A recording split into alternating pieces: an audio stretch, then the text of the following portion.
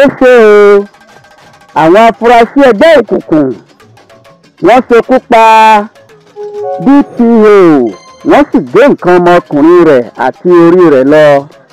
Àwọn afurasí ọmọ ẹgbẹ́ òkùnkùn wọ́n ti ṣekú pa ọ̀gá ọlọ́pàá kan, wọ́n gé orí rẹ̀ dànù, wọ́n sì gé nǹkan ọmọkùnrin rẹ̀ lọ. Ọ̀gá ọlọ́pàá ọ̀hún ni wọ́n pe orúkọ rẹ̀ ní Bánkú Àgbàsìn ní ìpínlẹ̀ Rivers ni wọ́n ti ṣekú pa arákùnrin ọ̀hún tí wọ́n sì ṣe òkú rẹ̀ báṣubàṣu.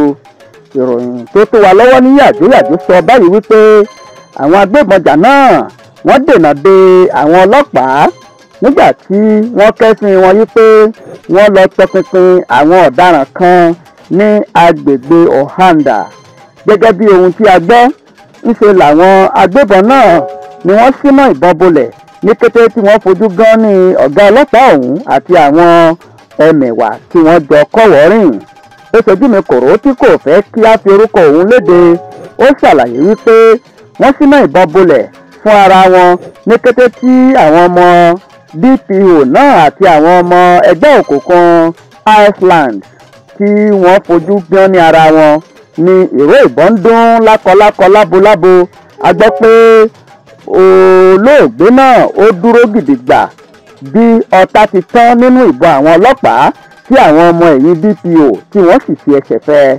Kò pẹ́ lẹ́yìn náà ni ọwọ́ àwọn afurasí ọmọ ẹgbẹ́ òkùnkùn ló tẹ DPO yìí, wọ́n sì mú un láàyè. Nínú fídíò kan tó gba orí ayélujára kan, níbẹ̀ ni wọ́n ti gé orí rẹ̀ tí wọ́n sì gé nǹkan ọmọkùnrin rẹ̀, wọ́n sì fi ń ṣe ẹlẹ́yà yìí pé ṣé ìwọ náà rèé.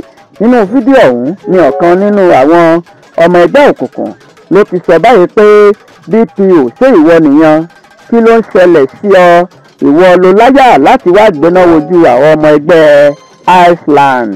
Alukoro iléeṣẹ́ ọlọ́pàá ní ìpínlẹ̀ Rivers, Grace Nrengenkoko, ó ti sọ wípé ìṣẹ̀lẹ̀ náà ó bà àwọn nínú jẹ́ gidigidi àti wípé kọmíṣánná ọlọ́pàá ní ìpínlẹ̀ ọ̀hún ó ń ṣọ̀fọ̀ olóògbé ọ̀hún lọ́wọ́lọ́wọ́.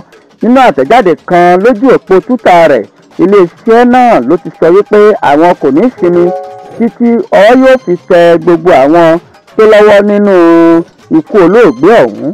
Ó wá tẹ̀síwájú nínú ọ̀rọ̀ rẹ̀ wípé ọlọ́pàá tó di olóògbé yìí ó jẹ́ akíkanjú agbófinró tó máa ń gbéná wojú àwọn ọ̀daràn ní ìpínlẹ̀ ọ̀hún. Ṣùgbọ́n àwọn ọmọ ẹgbẹ́ òkùnkùn wọ́n ti ṣekú pa DPO ọ̀hún, wọ́n sì gé orí rẹ̀ àti nǹkan ọmọkùnrin rẹ̀ lọ.